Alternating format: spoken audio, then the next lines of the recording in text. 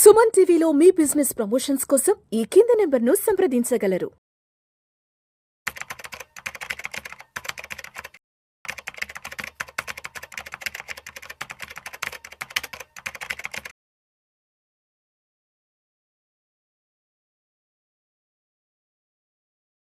Sir నమస్తే sir, either Ramakrishna గారు. నమస్తే అండి విష్ణు గారు. ఈదర్ రామకృష్ణ గారు, welcome to Vishnu talk sir. So either Ramakrishna గారు, మరి ఇప్పుడు మార్కెట్ లో జరుగుతున్న కరెక్షన్ ఏదైతే ఉందో ఇది స్ట్రక్చరలా లేదంటే టెంపరీయా? అదంతా భవిష్యత్తులో తెలుస్తుందండి. అంటే మార్కెట్స్ ఇప్పుడు దాకా నిఫ్టీ పరంగా చూస్తే 15.8% కరెక్ట్ అయింది. వేరే ఇండెక్స్లు కనుక గమనిస్తే ఇంకా 1 or 2%లో 20% రీచ్ అవుతాయి. ఎప్పుడైతే 20% క్రాస్ అవుతాయో మార్కెట్లు ఫాల్, దాన్ని ఏమంటారంటే బేర్ మార్కెట్ అంటారు. ఇప్పుడు దాకా మీరు అన్న వర్డ్ కరెక్టే, కరెక్షన్ అనేది. కరెక్షన్ అనే వర్డ్ కరెక్ట్ వర్డ్. ఇప్పుడు కరెక్షన్ లోనే ఉంది. ఇప్పుడు 10% దాకా కరెక్ట్ అయ్యి మార్కెట్స్ పెరుగుతూ ఉన్న సందర్భాలు హెల్తీ కరెక్షన్ అంటారు. అంటే మార్కెట్స్ పెరుగుతున్నప్పుడు ఓ 10% కరెక్ట్ అయ్యి మళ్ళీ పెరుగుతుంటే హెల్తీ కరెక్షన్ అనొచ్చు. ఇప్పుడు కొంచెము డౌట్ఫుల్ గా బేర్ మార్కెట్కి వెళ్ళిపోతుందేమో అన్న డౌట్స్ వస్తూ ఉంటాయి. బేర్ టెరిటరీ, బేర్లోకి వెళ్ళిపోతుందేమో అనే డౌట్లతో మార్కెట్లో ఆల్మోస్ట్ మనకి 15.8 అంటే ఇంకో 2% పడితే చాలా మంది షేక్ అయిపోతారు. Bear trap or bear territory. ఇంకా 20 దాటితే ఇంకా పూర్తిగా అఫిషియల్ గా డిక్లరేషన్ అనమాట. బేర్ మార్కెట్ అని అఫిషియల్ గా ముద్ర వేస్తారు. సో ఇవన్నీ కనుక చూసినప్పుడు కొంచెం ఆందోళనకరమైన అంశాలు ఇవన్నీ. ఎందుకంటే మిగతా ఇండెక్స్లు అన్ని 1 or 2% డిస్టెన్స్ లో ఉన్నాయి. అంటే 3 other major indexes like Nifty 100, Nifty 200, Nifty 500 ఇవి మినహాయించి మెజారిటీ ఆఫ్ ద ఇండెక్స్లు except few thematic index like private banks, health care, pharma, financials ఇలాంటివి మినహాయించి అన్ని థిమాటిక్ ఇండెక్సెస్లు మిడ్ క్యాప్, స్మాల్ క్యాప్ అన్ని కూడా 20% దాటినాయి ఆల్రెడీ. అంటే ఆల్రెడీ అన్ని కూడా బేర్ మార్కెట్ లోకి వెళ్ళిపోయినాయి అని అర్థం అవుతుంది. అంటే బేరిష్ వ్యూస్ అక్కడ ఉన్నాయి. కానీ ఇక్కడ నిఫ్టీ మాత్రం కొంచెం హోల్డ్ చేస్తుంది.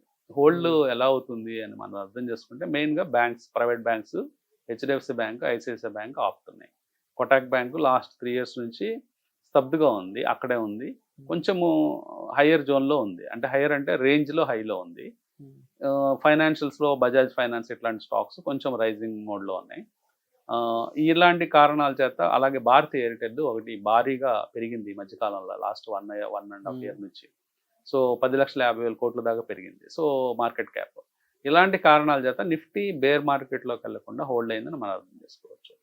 సో ఇది దీనివల్ల ఇప్పుడు దాకా మనము కరెక్షనే అనుకోవాలి, కానీ హెల్తీ కాదు. హెల్తీ కరెక్షన్ కాదని ఎందుకంటారంటే మిడ్ క్యాప్, స్మాల్ క్యాప్లు అయితే చాలా ఫ్రోత్ ఉందండి. అంటే మిడ్ క్యాప్, స్మాల్ క్యాప్స్లో 100 PE రేషియో అంటే కామన్ అయిపోయింది ఒక 6 నెలల క్రితం.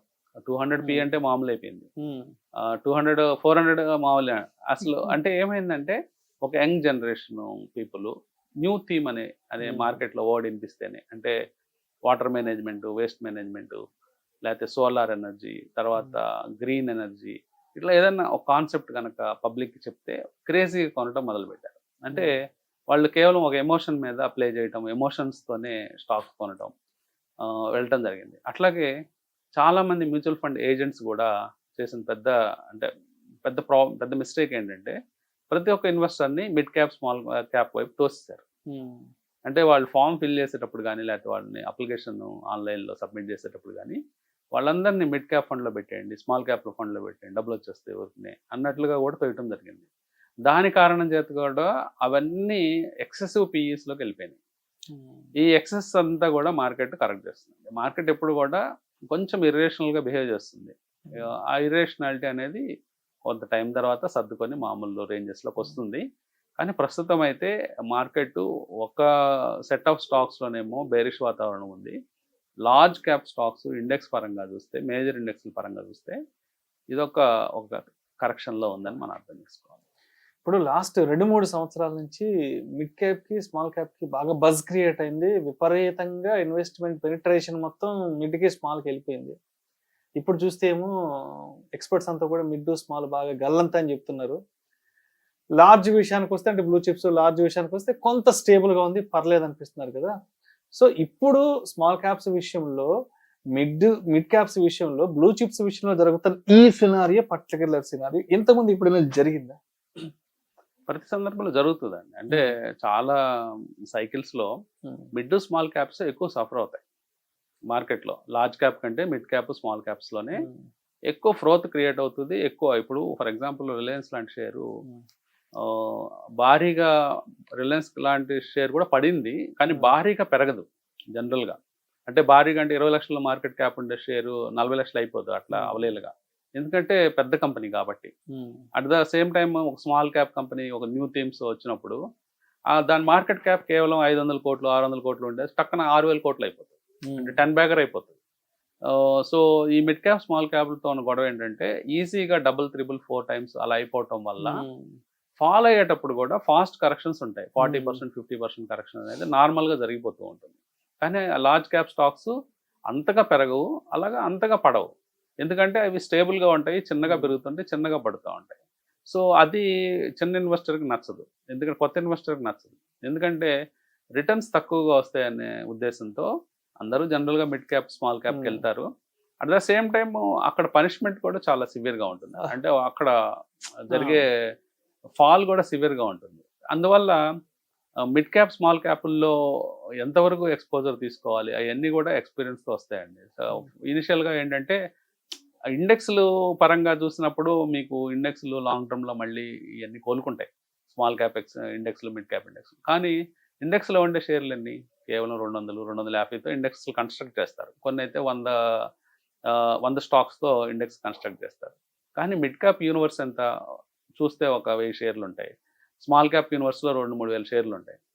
సో ఈ 2-3 వేల షేర్లలో చాలా షేర్లు ఎందుకు పనికి రాకుండా పోతాయి, అంటే కొన్ని అయితే జీరోలు అయిపోతాయి. అది రిటైల్ ఇన్వెస్టర్లు డైరెక్ట్గా దెబ్బతినే అవకాశం ఉంది. అదే మీరు మ్యూచువల్ ఫండ్లో ఉన్నప్పుడు కొంత బెటర్గా ఉంటారు, ఎందుకంటే వాళ్ళు మళ్ళీ రీషఫల్ చేస్తూ ఉంటారు, ఇండెక్స్లోనే ఇన్వెస్ట్ చేస్తారు. కొన్ని మ్యూచువల్ ఫండ్స్ ఇండెక్స్ బేస్డే ఉంటాయి. So index reshuffle, index reconstruction అప్పుడు అయినప్పుడల్లా ఆ పర్టికులర్ షేర్స్లో ఉంటారు కాబట్టి కొంత బెటర్గా ఉంటారని చెప్పుకోవచ్చు. సో ఈదర రామకృష్ణ గారు, ఏంటి మరి ఇప్పుడున్న ఈ మార్కెట్లు ఎప్పటికి కోలుకునే అవకాశం ఉందంటారు? ఏంటి మళ్ళీ మనం మార్కెట్లో పునర్వైభవాన్ని ఎప్పుడు చూడొచ్చు అంటారు? దలాల్ స్ట్రీట్లో సందడి ఎప్పటి నుంచి స్టార్ట్ అవుతుంది?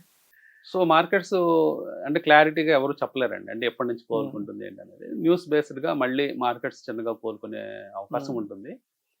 సో ఒక మంచి న్యూస్ వీకెండ్ వచ్చింది, జీడిపి నెంబర్స్ పెరగడం ఇట్లాంటి కారణాల చేత మండే నుంచి కొంచెం కోలుకునే అవకాశం ఉంటుంది. కానీ సీరియస్గా కోలుకోవటం అంటే మళ్ళీ ఆల్ టైమ్ హైకి వెళ్తుంది. అంటే కొన్ని బ్రోకింగ్ సంస్థలు 20% టార్గెట్స్ ఇస్తున్నారు ఈ సంవత్సరానికి, రాబోయే సంవత్సరానికి, లేకపోతే మార్చి 2026కి. సో రాబోయే ఒక సంవత్సరానికి 20% టార్గెట్లు అంటే మళ్ళీ మనము ఆల్ టైమ్ హైకి వెళ్తున్నామా, ఆల్ టైమ్ హై దాకా వెళ్తామా అనేది అర్థమవుతుంది అట్లా చూస్తే. కానీ మనము ప్రీవియస్ హిస్టరీస్ కదా చూస్తే జనరల్గా ఒక పేషెంట్ అయిపోయానండి. అంటే ఒక పేషెంట్ దెబ్బ తగిలినప్పుడు ఎంత కాలంలో కోలుకుంటాడు, ఇట్లాంటి డేటానే మనం అక్కడ చూసుకోవాలి. అంటే ఫర్ ఎగ్జాంపుల్ మన మార్కెట్ పరంగా మాట్లాడుకుంటే లాస్ట్ టైం మనం ఒక ఇట్లాంటి టైప్ ఆఫ్ కరెక్షన్ చూసినప్పుడు 2021లో జరిగింది అక్టోబర్లో. 2021లో పీక్ వెళ్ళిన మార్కెట్ ఒక 18% నిఫ్టీ పరంగా కరెక్ట్ అయింది. అప్పుడు కూడా స్మాల్ క్యాప్ మిడ్ క్యాప్స్ అన్ని కూడా 25% అబోవ్ కరెక్ట్ అయిన సందర్భం అది. అది ముందు అసలు ఫాలో అవడానికి 9 మంత్స్ పట్టింది. 2021 అక్టోబర్ నుంచి 9 మంత్స్ పాటు కంటిన్యూస్గా పడుతూ 18% మార్కెట్ కోల్పోవడం జరిగింది. 18% కోలుకున్న తర్వాత నెక్స్ట్ 5 మంత్స్లో డబుల్ టాప్ ఫార్మేషన్ చేసింది. అంటే డబుల్ టాప్ ఫార్మేషన్ అంటే పడిపోయిన 18% రికవర్ అయింది 5 మంత్స్లో మార్కెట్. మళ్ళీ 5 మంత్స్లో రికవర్ అయిన తర్వాత మళ్ళీ 10% మార్కెట్ కరెక్ట్ అవ్వడం చూసాం. అంటే 10% మార్కెట్స్ మళ్ళీ కిందకు వచ్చాయి. అంటే రైజ్ అయిన 18%లో మళ్ళీ 10% కోల్పోయింది. కోల్పోయిన తర్వాత మళ్ళీ అక్కడి నుంచి కోలుకోవడానికి మళ్ళీ ఇంకొక 6 నెలలు టైం పట్టింది. అంటే మొత్తంగా అంటే అంతకుముందు పీక్ని ఒకసారి 18% హిట్ అయిన తర్వాత కిందకి మళ్ళీ అక్కడికి రీచ్ అయ్యి పైకి వెళ్ళడానికి దాదాపుగా 2 ఇయర్స్ టైం పట్టింది. అంటే అక్టోబర్ 23కి కానీ మళ్ళీ మార్కెట్స్ కోలుకోలేదు. అంటే ఇంత పెయిన్ఫుల్ ఉంటుంది. అంటే ఈ జర్నీస్ ఎలా ఉంటాయంటే 2 ఇయర్స్ టైం పడుతూ ఉంటుంది. కొన్నిసార్లు 1.5 ఇయర్లోనే క్లియర్ అయిపోవచ్చు. అంటే మళ్ళీ ఆల్ టైమ్ హై దాటి పైకి వెళ్ళిపోవడానికి. కొన్నిసార్లు ఏమవుతుందంటే షార్ట్ టర్మ్లోనే ఒక 6 నెలల్లోనే ఆల్ టైమ్ హై దాకా వెళ్ళి మళ్ళీ కొంచెము కరెక్షన్ తీసుకొని మళ్ళీ ఒక 4-5 నెలల్లో మళ్ళీ ఆల్ టైమ్ హై దాటి వెళ్తుంది. సో ఈ లెక్కలన్నీ చూసుకున్నా కానీ ఆ ఫస్ట్ డే నుంచి అంటే సెప్టెంబర్ నుంచి మనకు ఫాల్ మొదలైంది కాబట్టి అక్కడ నుంచి తీసుకుంటే ఈజీగా 1 ఇయర్ 1.5 ఇయర్ పట్టే అవకాశం ఉంటుంది. కానీ ఈ లోపల ఇన్వెస్టర్స్ చేయాల్సిన పని ఏంటంటే వాళ్ళ కంపెనీలో షేర్స్ని నీట్గా రీషఫల్ చేసుకుంటూ మంచి కంపెనీస్లోకి ఇన్వెస్ట్ చేసుకుంటూ చెప్తా అంటే కొన్ని కంపెనీస్ పర్ఫార్మెన్స్లో వీక్ అయిపోతూ ఉంటాయి. అలాంటి కంపెనీస్ అన్ని తీసేసి బెటర్ చేసుకుంటూ ఉంటే వాళ్ళ పోర్ట్ఫోలియోస్ మళ్ళీ షైన్ అయ్యే అవకాశం ఉంటాయి. Thank you sir, thank you so much Ramakrishna గారు. Thank you.